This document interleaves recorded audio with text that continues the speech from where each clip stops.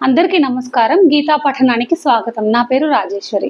ఇవాళ మనం భగవద్గీత మొదటి అధ్యాయం అర్జున విషాద యోగంలో 33వ శ్లోకం చదువుకుంటున్నాం. ఒకసారి దీని సందర్భం గుర్తు చేసుకుందాం. ఇక స్వజన వధచే లభించు రాజ్య భోగాదులను ఆశింపకపోవుటకు గల కారణములను అర్జునుడు వివరించుచున్నాడు. శ్లోకం చదువుకుందాం.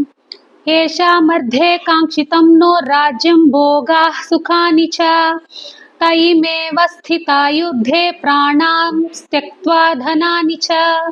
దీని అర్థం తెలుసుకుందాం. మనము ఎవరికై రాజ్యమును భోగములను సుఖములను కోరుకొనుచున్నామో వారే ధన ప్రాణముల ఎడ ఆశలు వదులుకొని యుద్ధమునకు సన్నద్ధులై వచ్చి ఉన్నారు. ఈ శ్లోకం తాలూకా భావ విశేషములు ఏంటనేది తెలుసుకుందాం మనం ఒకసారి.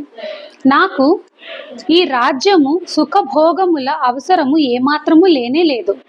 ఎందుకనగా ఇవి అనిత్యములేగాక వీటి వలన శాశ్వతమైన ఆనందం కూడా కలుగుదని నేను ఎరుగుదును.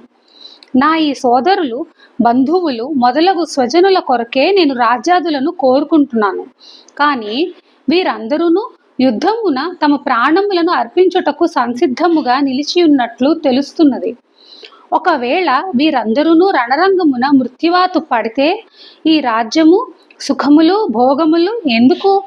అందుచే ఏ విధముగా చూసినా పోరు సల్పుటకు ఉచితము కాదు అని అర్జునుడు చేత తన అభిప్రాయమును వెల్లడించుచున్నాడు. నమస్కారం.